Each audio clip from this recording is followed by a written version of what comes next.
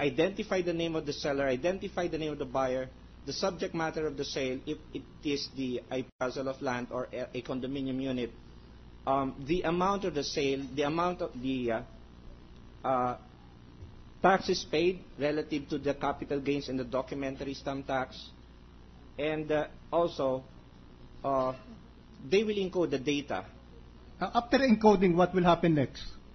After the data relative to the sale has been encoded by the assigned examiner, the transaction or the document will have to be transmitted electronically. How is this done? The transmission how is this done? May I just intervene to clarify one thing? Is the encoder in its specific title to be registered, identified in the electronic registry? The encoder. Yes, Your Honor. Is identified. Yes, Your Honor. In the computer itself. Actually, Your Honor, the name of the encoder no longer appeared on the title after the title has been prepared, Your Honor. And that is imprinted in the encoded material.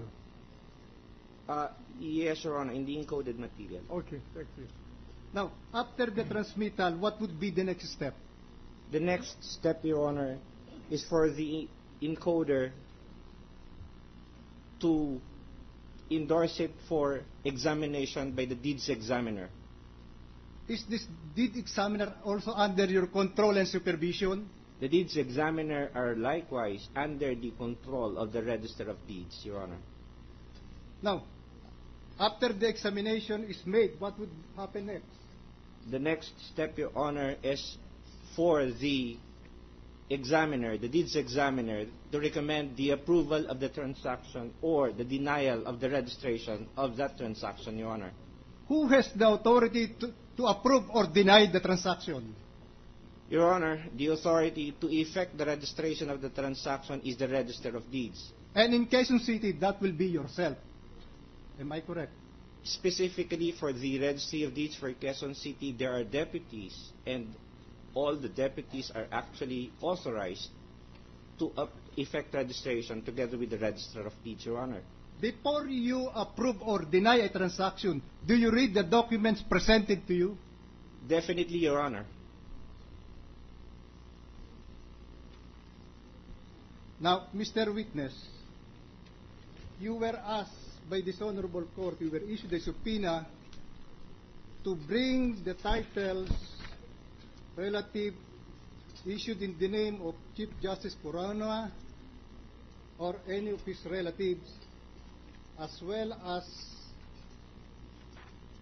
deeds of absolute sale, deeds of conditional sale, deeds of donation, deeds of assignment or transfer, contract of lease, certification authorizing registration issued by the Bureau of Internal Revenue, and other documents related to the foregoing.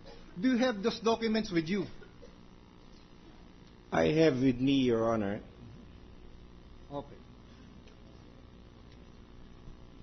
Do you have with you a copy of transfer certificate of title number RT 96031?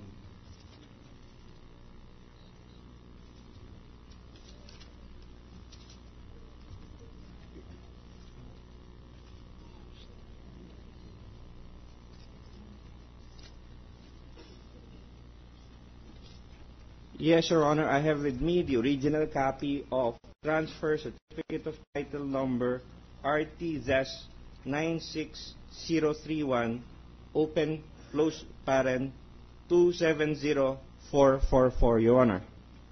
For the record, Your Honor, this was marked this morning as our Exhibit SS. Just for clarification, is that the registered document, or is that the title issued after the registration. Yes, Your Honor. This is the title issued After the registration after of the the registration. transaction, Yes, Your in Honor. lieu of the TCT of the owner who sold the property. Yes, Your Honor. Okay.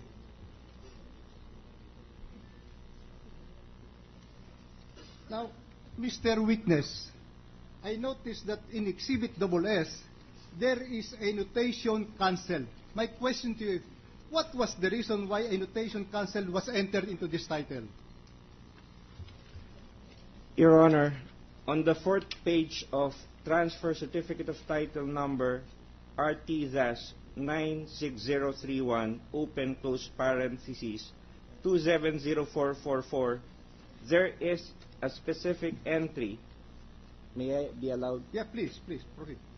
Under primary entry number 1685, thus, /RT thus 96031, sale.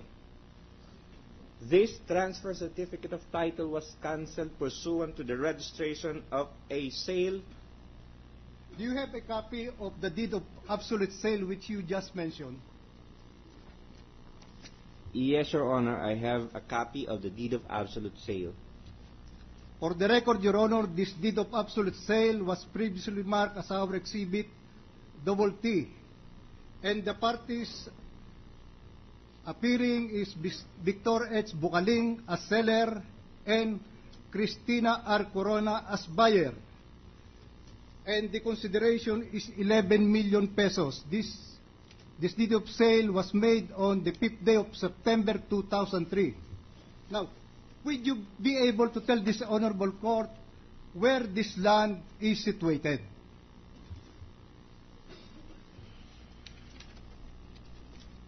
We will object to the question, Your Honor. The witness What is the been ground of- qualified. Based on the record, Not qualified. if you can. What is No, the but ground if the of question is based on the record, we'll have no objection. But Yes. apparently, Your Honor, the question tends to elicit an answer from his own knowledge. If it is based on his knowledge, he must be qualified. No, based on Where is this land located? That's the question, Your Honor. Yeah. Oh. the witness will be testifying, giving the answer based on the record that he has. If he doesn't know, he can say so. Oh, no, that it's not when he knows or he He is may not. answer if he knows. He knows.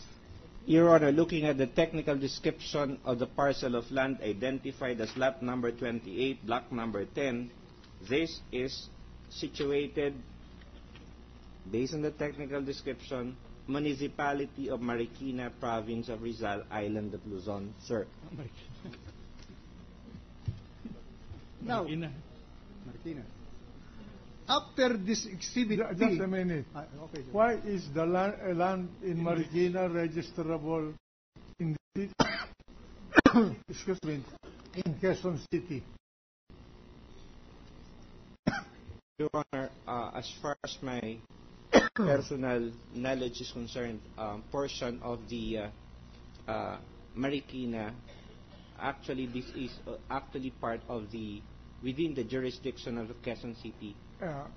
And that land is within that jurisdiction. Yes, Your Honor. Okay, proceed. Thank you, Your Honor. As a result of this deed of sale, can you tell us, based on your record, if a new transfer certificate of title was issued?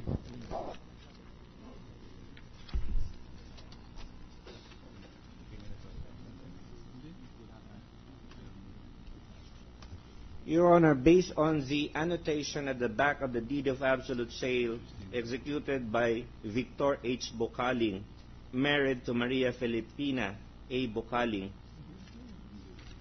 as seller, and Cristina R. Corona, married to Renato Corona,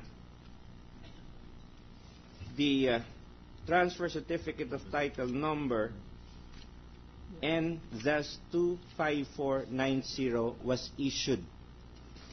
For the record, Your Honor, this transfer certificate of title issued in the name of Cristina R. Corona, married to Renato Corona, was marked this morning as our exhibit WU.